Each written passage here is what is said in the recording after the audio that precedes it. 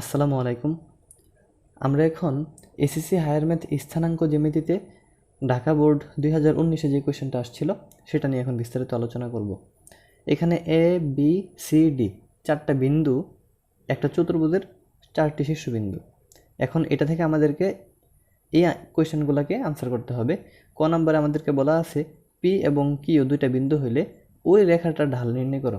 আমি একটু সংক্ষেপে তোমাদেরকে একটা কথা আগে বলে নিই যে আমরা মেন অধ্যায়ের ক্লাসগুলোতে কিন্তু অনেক বিস্তারিত আলোচনা আছে, তোমরা কিন্তু অবশ্যই প্রথমে ওই ক্লাসগুলো দেখে আসবে। ঢাল মানে কি, যে কোনো একটা গ্রাফের মধ্যে অর্থাৎ যে কোনো একটা ছক কাগজের মধ্যে আমরা যখন একটা এভাবে সরল রেখা আঁকবো, এই সরল রেখাটা দেখো, এটা যদি সরল রেখা হয় তাহলে তার প্রত্যেকটা বিন্দুতে কিন্তু ঢালের মান অবশ্যই কী হবে, সমান হবে। এটা একটু তোমরা খেয়াল রাখবে। তাহলে এখানে এই দুটা বিন্দু আমাদেরকে দেয়া আছে, এই দুটা বিন্দুর ঢাল বের করতে হবে।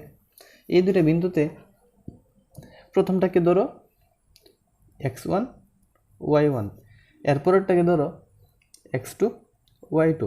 যখন কোনো বিন্দু এইভাবে থাকবে তখন কিন্তু প্রথমটা x পরেরটা y, এইভাবে সবসময় কিন্তু কাজ করতে হবে। আচ্ছা, তাহলে এটা ধরলাম। এখন আমরা জানি যে যদি শুধুমাত্র দুইটি বিন্দু থাকে, শুধু দুইটি বিন্দু, তখন ঢাল নির্ণয়ের সূত্র হচ্ছে y2 minus y1 by x2 minus x1। আর যদি শুধু একটা বিন্দু থাকে তাহলে হচ্ছে y বাই x। তাহলে এখন আমি এই যে x1 y1 x2 y2 মানগুলো আমি এখানে ধরেছি, এই মানগুলোকে আমি এখানে বসায় দিব। এটা হচ্ছে ঢাল নির্ণয়ের সূত্র। তাহলে y2 হচ্ছে কত, এখানে 2 মাইনাস y1 হচ্ছে 4, আর নিচে হচ্ছে x2 মানে হলো কত, মাইনাসের 4। তাহলে এখানে হবে মাইনাসের 4 মাইনাস x1 মানে মাইনাসের 3।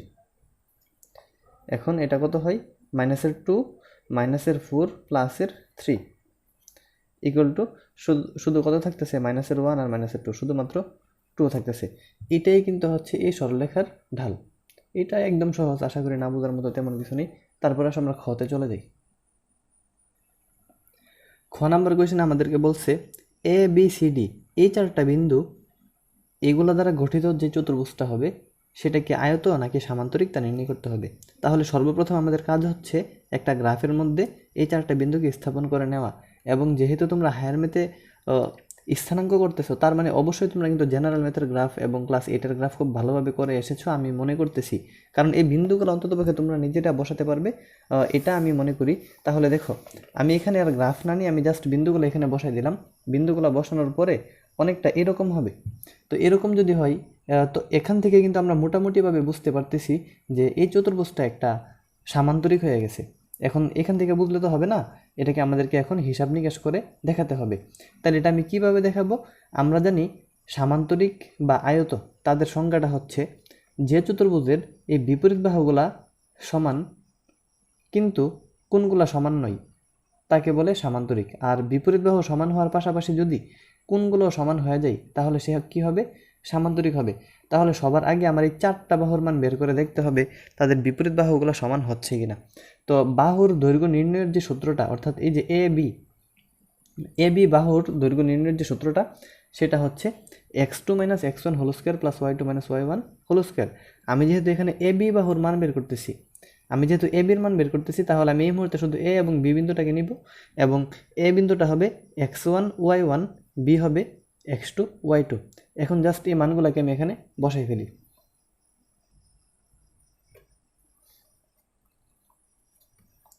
এখানে x2-র মান হচ্ছে কত দেখো, প্লাসের 2। তাহলে আমার এখানে হবে 2 মাইনাস x1 মানে হচ্ছে 6, তারপর সূত্রের স্কোয়ার, তারপর হচ্ছে আমার প্লাস y2 মানে কত, y2 মানে হচ্ছে আমার মাইনাসের 3, y1 মানে হচ্ছে 12 হোল স্কোয়ার, আর উপরে একটা কি থাকবে, রুট থাকবে।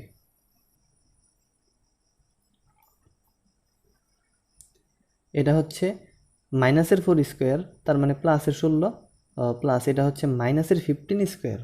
মাইনাসের 15কে যদি স্কোয়ার করি তাহলে তো আনসারটা প্লাসেরই হয়ে যাবে। এখন যোগ করে যদি আমি ক্যালকুলেশন করি তাহলে তার রেজাল্ট হবে √241। এই হলো আমার এ বি বাহুর মান। এখন আমি এখানে যে এ বি বাহুর মান বের করেছি, ঠিক একইভাবে আমি এখন এই সিডি বাহুর মানটা এখন আগে বের করে নিব। তাহলে এখানে হবে সিডি, এখানে দেখো এইটাও সেম সূত্র, x2 minus x1 whole square plus y2 minus y1 whole square. এখানে আরেকটা বিষয় তোমাদেরকে আমি বলে রাখি, এটা আমি ঘোরায় লিখছি, তার কারণটা হলো আমরা যখন বর্গের সূত্রগুলো পড়েছিলাম সেখানে a minus B whole square ছিল। একটু এখানে খেয়াল করো তোমরা, a মাইনাস বি হোল স্কোয়ারের মান হচ্ছে a square minus 2ab plus B square. এখন আমি a মাইনাস বিকে যদি b minus a whole square লিখি তাহলে তার রেজাল্ট হচ্ছে b square minus 2ab plus a square. একটু খেয়াল করে দেখো, এই দুইটা সূত্র a মাইনাস বি অথবা b মাইনাস a দুইটার রেজাল্ট হুবহু সেম, শুধু সামনে আর পিছনে।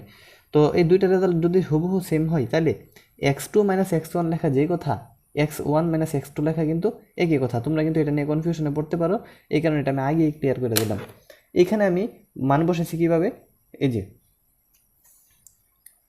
আমার তো হচ্ছে এখন সিডি, তাহলে এই দুইটা যদি হয় দেখো x1 minus x2 y1 minus y2, x1 minus x2 y1 minus y2। তোমরা চাইলে x2 মাইনাস x1 অর্থাৎ 6 মাইনাস 10 এর পরিবর্তে চাইলে তোমরা 10 মাইনাস 6ও বসাতে পারো, আনসার কিন্তু একদমই সেম আসবে। তো এখন এটাকে আমরা ক্যালকুলেশন করি, করলে এটা হবে মাইনাসের 4 স্কোয়ার 16 প্লাস এটা হবে মাইনাসের 15 স্কোয়ার কত 225। এখন দেখো তোমরা এই যে এই মানটা এবং এই মানটা একদম সমান হয়ে গেছে কিনা। যদি সমান হয় অর্থাৎ আমরা বলতে পারি এই চতুর্ভুজের এ বাহু এবং এ বাহু পরস্পর কি সমান। এখন আমরা দেখব যে এডি এবং বিসি এই দুইটার মান সমান হয় কিনা। তাহলে আসে আবার এডি বাহুর দৈর্ঘ্য, এখানে আমরা সেম কাজ করেছি। এডি মানে হচ্ছে x2 minus x1 whole square plus y2 minus y1 whole square অথবা 6 minus 10 whole square 12 minus 12 whole square. এখানে যেহেতু আমি এডি বাহুর মান বের করতেছি তাহলে এখানে আমার এ এবং এই যে ডি এই দুইটা বিন্দুর মধ্যে এটা হবে x1 y1, এটা হবে x2 y2 এবং এই মানগুলো কিন্তু এখানে বসবে, যার রেজাল্ট আসছে কত 4। ঠিক একইভাবে আমরা এই এডির মান যেহেতু বের করছি এখন আমাদের বের করতে হবে বিসি এর মান, তাহলে আমরা বিসির মানটা বের করি। এখানেও আমাদের সেম, বিসির বাহুর মান যখন আমরা বের করব তখন এই যে এই বি এবং এসি এই দুইটা বিন্দুকে আমরা নিব, যেখানে এটা হচ্ছে x1 y1, এটা হচ্ছে x2 y2, আর সূত্র হচ্ছে x2 minus x1 whole square plus y2 minus y1 whole square অথবা x1 minus x2 whole square plus y1 minus y2 whole square. এটারও রেজাল্ট দেখো 4, অর্থাৎ আমরা এখানেও দেখতে পাচ্ছি যে এই দুইটা বাহুর মানও পরস্পর কী হচ্ছে সমান হচ্ছে। আর চিত্রের মধ্যে দেখাইলে যে এই দুইটা বাহুর মানও পরস্পর সমান, তার মানে আমরা এখন 4টা বাহুর মান বের করলাম এবং 4টা বাহুর মানের মধ্যে আমরা দেখতে পাচ্ছি বিপরীত বাহুগুলো সমান। আয়ত বা সামান্তরিক এই দুইটার ক্ষেত্রেই কিন্তু বিপরীত বাহুর মান সমান থাকে।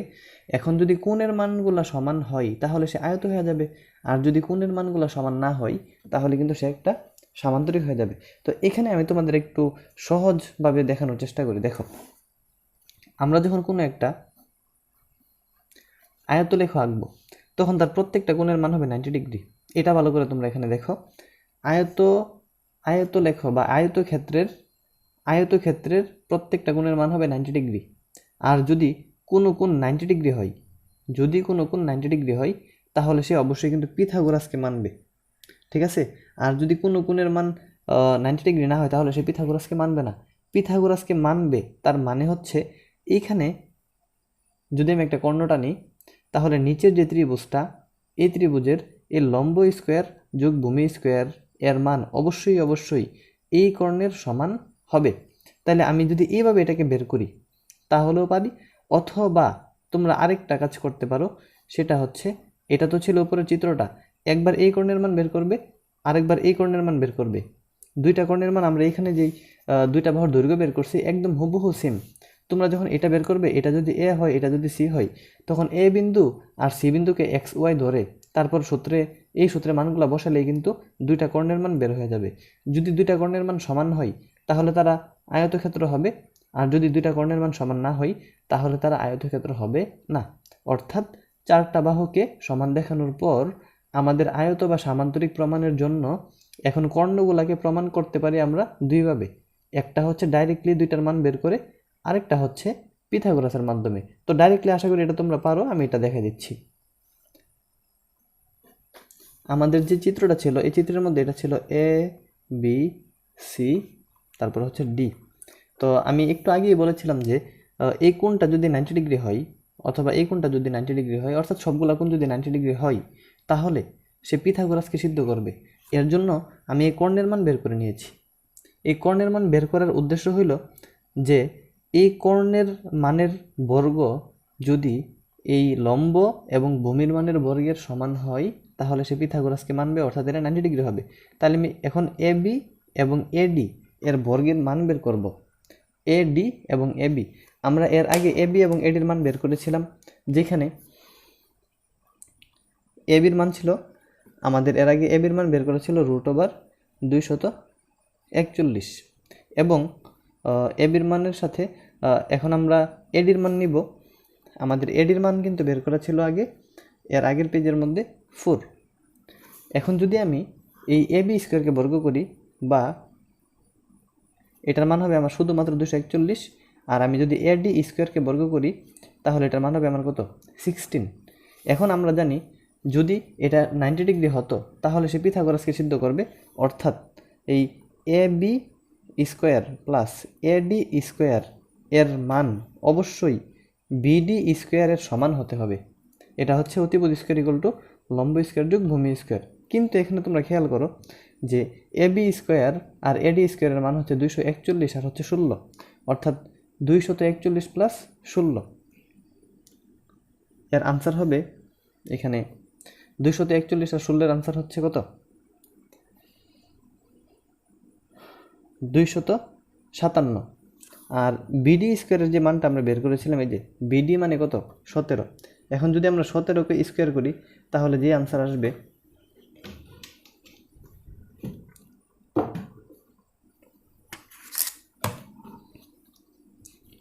যদি আমরা 17কে স্কোয়ার করি তাহলে এটার আনসার হচ্ছে 279, অর্থাৎ বা এখানে হচ্ছে 257 ইকুয়াল টু 17 স্কোয়ারের মান হচ্ছে 289। তাহলে দুইটা মান কি সমান হইল? সমান হয় নাই, তাহলে সে পিথাগোরাসকে মানে নাই, অর্থাৎ তারা কি হবে না? পরস্পর সমকোণ হবে না। আর যদি এই চতুর্ভুজের কোণগুলা পরস্পর সমকোণ না হয় তাহলে অবশ্যই সে একটা সামান্তরিক হবে। সে একটা অবশ্যই কি হবে? সামান্তরিক হবে। আর এটা যদি সমান হয়ে যেত দুই পাশ, তাহলে সে একটা কি হয়ে যেত? আয়ত হয়ে যেত। এখন তোমরা যদি মনে করো যে আমি এইভাবে করতে আমার সমস্যা হচ্ছে বা এইভাবে আমি বুঝতে পারতেছি না, তখন তোমাদের জন্য হচ্ছে দ্বিতীয় অপশন। আমি দুইটাই এখানে দেখাই দিচ্ছি। এই হলো প্রথম অপশন। আর যদি তোমরা মনে করো যে এটা আমি কোনোভাবে বুঝতেছি না, তাহলে তোমাদের জন্য আছে দ্বিতীয় অপশন। দ্বিতীয় অপশনটা হলো, আমি তো এখানে বিডির কর্ণের মান বের করছি, এখন আমি এই এসি কর্ণের মান বের করব। এসি, তো এসি কর্ণের মানটা দেখো আমি বের করি। এখানে এসি এর দৈর্ঘ্য ওটা সেম, তোমার x2 - x1 y2 - y1। তাহলে এসি এখানে হবে তোমার সি হচ্ছে 6, x2 হলো 6 আর x1 হচ্ছে কত? 6 স্কোয়ার প্লাস এখানে y2 অর্থাৎ -3 -12 হোল স্কোয়ার। এটা হচ্ছে এ এবং সরি আমি এখানে একটু ভুল লিখছি, আমি আগে বিন্দুগুলোকে এখানে উঠে নিই। এ হচ্ছে 612 আর সি হচ্ছে 6 - 3। তাহলে x2 - x1 মানে 6 - 6 আর y2 - y1 মানে 12 - 3, 12 - 3 অথবা y2 -3 -12। হ্যাঁ ঠিক আছে। তো এই হলো আমাদের দুইটা বিন্দু। এখন এটার যে রেজাল্ট সেটা হবে 15 স্কোয়ার অর্থাৎ 225।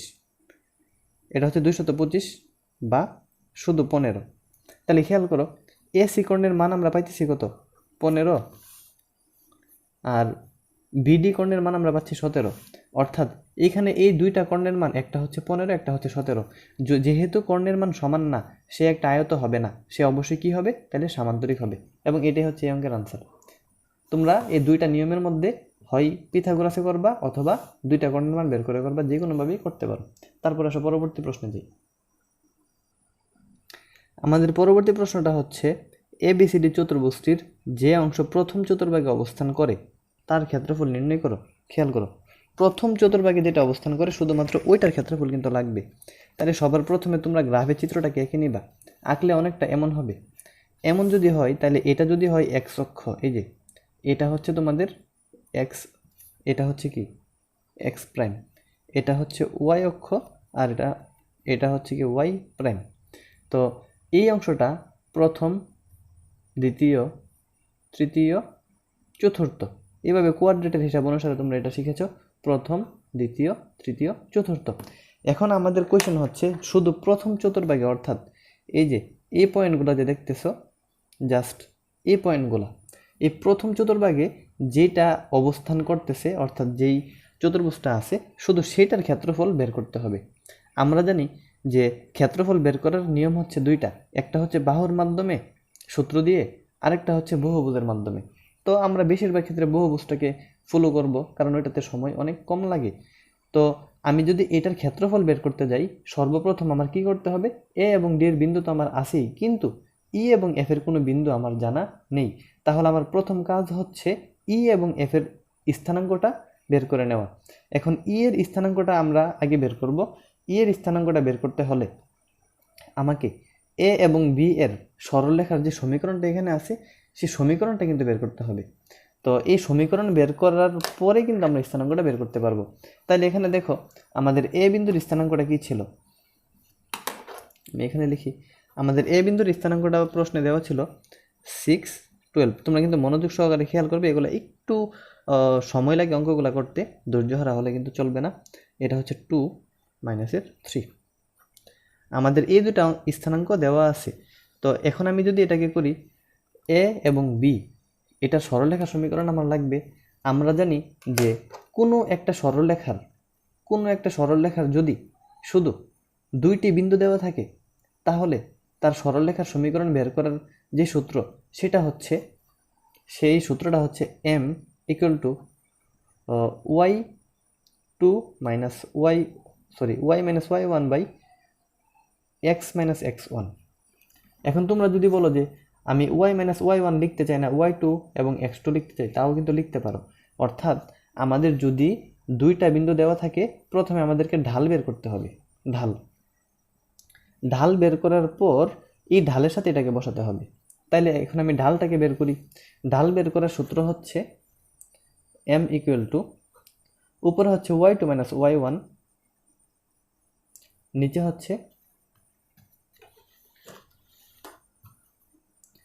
হচ্ছে X two minus X one. এটা হচ্ছে ঢালের সূত্র। আর আমাদের ঢালের সাথে কি বসাতে হবে, Y minus Y one X minus X one. তাহলে এখানে আগে মানটা বসাই। এই মানটা হলো ইকুয়াল টু, দেখো এই বিন্দুটা হচ্ছে, এটারে ধরে আমরা এক্স ওয়ান ওয়াই ওয়ান, এটা ধরে এক্স টু ওয়াই টু।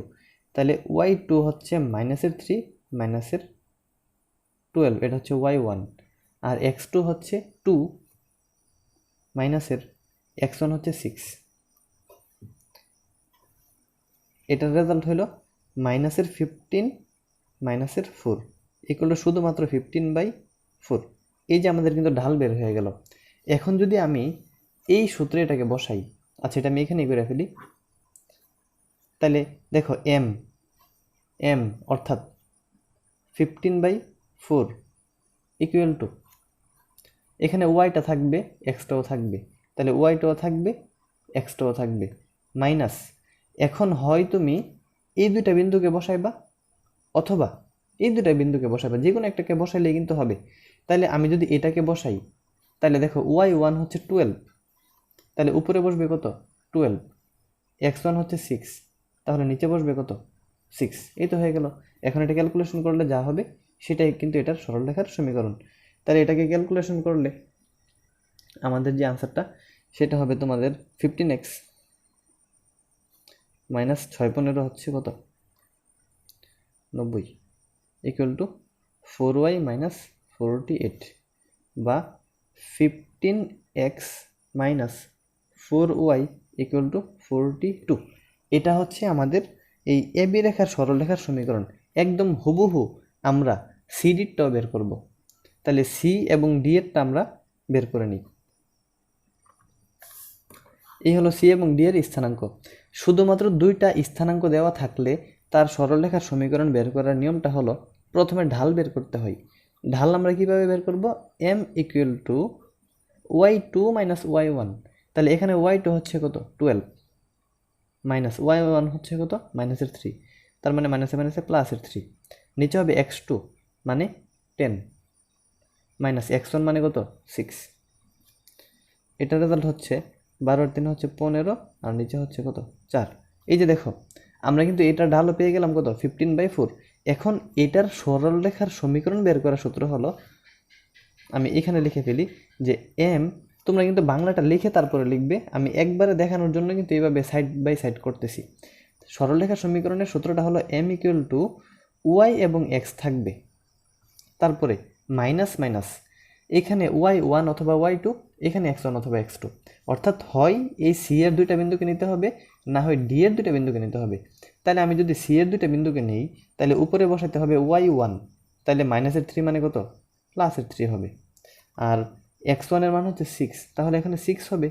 এখন এটাকে আমরা ক্যালকুলেশন করি, বা m এর মান ছিল 15/4 = কত y + 3 x - 6, বা এটাকে ক্যালকুলেশন করলে 15x - 90 = 4y + 3 4 কত হচ্ছে 12, বা এটার যে রেজাল্ট সেটা হবে 15x - 4y, আর এখানে 90 আর 12 এটাকে যোগ করলে হবে 102। আর এই সমীকরণটা হচ্ছে কার সমীকরণ, এই সিডি রেখার সমীকরণ। তাহলে খেয়াল করো এটা হলো সিডি রেখার সমীকরণ, আর এর আগে আমরা যেই এবি রেখার সমীকরণ পেয়েছিলাম সেটাকে আমি এখানে উঠাই নিই। এবি রেখার সমীকরণটা আমাদের ছিল 15x - 4y = 42। এই তো আমি দুইটা সমীকরণ পেয়ে গেছি। এখন আমাদের কি করতে হবে, তোমরা একটু ভালো করে খেয়াল করো যে এবি রেখাটা, এই যে এবি রেখাটা ই বিন্দুতে ছেদ করেছে। এবি রেখাটা যখন ই বিন্দুতে ছেদ করলো, ঠিক এই জায়গাতে স্থানাঙ্কের মান x অথবা y যে কোনো একটা 0 হবে না, কিন্তু এটা ছিল মূলবিন্দু। দেখো এই মূলবিন্দু থেকে x এর একটা মান আছে, উপরের দিকে কোনো মান নেই, অর্থাৎ y = 0। অথবা অন্যভাবে বললে কোনো সরলরেখা যদি x অক্ষে ছেদ করে ওইখানে y এর মান কত হবে 0 হবে। এটা তোমরা ভালো করে মনে রাখবে, কোনো সরলরেখা যদি x অক্ষে ছেদ করে তাহলে y = কত হয় 0 হয়। এখন আমরা কি করব, এবি এর ছেদবিন্দুর স্থানাঙ্ক বা ই এর স্থানাঙ্কটা আমরা বের করব। তাহলে এটা হচ্ছে এবি, এবি এবি রেখাটি x অক্ষে ছেদ করলে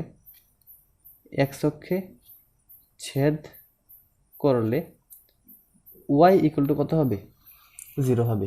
এখন আমরা এটাকে ধরি 1 নং সমীকরণ আর এটাকে ধরি 2 নং। আমি একটু এলোমেলো করে ফেলতেছি, যাই হোক এটা কোনো সমস্যা না, তোমরা যদি বুঝতে পারো তাহলে গুছাই লিখলেই কিন্তু হবে। তো 1 নং হতে পাই বা 1 ইমপ্লাইস আমরা এই এবি এর সমীকরণে y এর মানটা বসাবো 0, তাহলে হবে 15x - 4 × 0 = 42। এই যে এই সমীকরণে আমরা y এর মান কত বসাইলাম 0 বসাইলাম, তাহলে এখান থেকে x এর মানটা কত পাই দেখো 15x = 42, বা x হচ্ছে 42/15। এটাকে কাটাকাটি করলে আসবে 14, 3 আর হলো 5। দেখো এটা পেয়ে গেলাম। সুতরাং ই বিন্দুর স্থানাঙ্ক,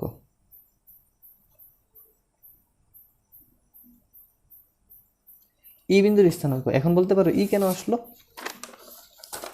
এই যে এবিটা x অক্ষে যেখানে ছেদ করেছে আমি সেটার নাম ধরছি ই, তাহলে ই বিন্দুর স্থানাঙ্কটা হবে x এর মান হচ্ছে 14/5 আর y এর মান আমরা কত বসেছি এখানে 0। এই তো ই এর স্থানাঙ্ক পেয়ে গেলাম। এখন আমি ঠিক সেম একইভাবে আমি y = 0, যখন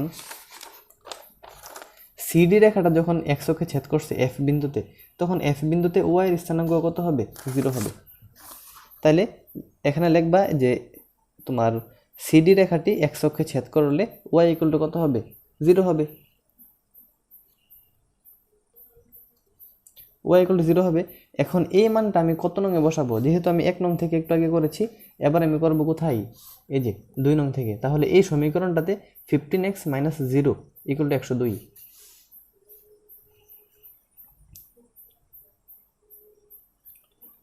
15x মাইনাস 0 ইকুয়াল টু 102 বা x ইকুয়াল টু 102 বাই কত 15 ইকুয়াল টু, এটা কি আর কাটাকাটি হবে, এটা হবে 34 আর হবে কত 5। এই হলো x এর মান। তাহলে সুতরাং f, আমি এটার ছেদবিন্দুটাকে f ধরছিলাম এখানে, তাহলে f বিন্দুর স্থানাঙ্ক হবে 34/5 আর হচ্ছে 0। এই দেখো আমরা কিন্তু এখন এই দুইটা ই এবং এফ এর স্থানাঙ্ক পেয়ে গেছি। আমরা এখন ই এবং এফ এর স্থানাঙ্ক পেয়ে গেছি, আর এ আর ডি এর স্থানাঙ্ক তো আমাদের আগে থেকে ছিল। চারটা বিন্দুর স্থানাঙ্ক যেহেতু আমাদের হাতে চলে আসছে, আমরা এখন বহুপদের সূত্রে এটাকে করে ফেলব। এবার আমরা তাহলে বহুপদের ক্ষেত্রফলটা করি। এখানে আমরা লিখব, আমি এখানে একটু ছোট্ট করে চতুর্ভুজটা আঁকি যাতে তোমরা এটা বুঝতে পারো। এ হলো শুধু প্রথম খণ্ডের অংশটা, এটা হলো এ, এটা হলো ডি, এটা হলো ই, এটা হলো এফ। আর প্রত্যেকটার যে মানগুলা ছিল সেই মানগুলা হচ্ছে, এটার মান হচ্ছে 34/5 0, আর এটার মান হচ্ছে 14/5 0। এই হলো দুটো স্থানাঙ্ক। এর স্থানাঙ্ক ছিল 612 আর ডি এর স্থানাঙ্ক ছিল 10 12। চারটা বিন্দু আমাদের হাতে চলে আসছে। আমরা জানি যে বহুভুজের ক্ষেত্রফলের যে সূত্র, সুতরাং A D E F, A D E F চতুর্ভুজের ক্ষেত্রফল।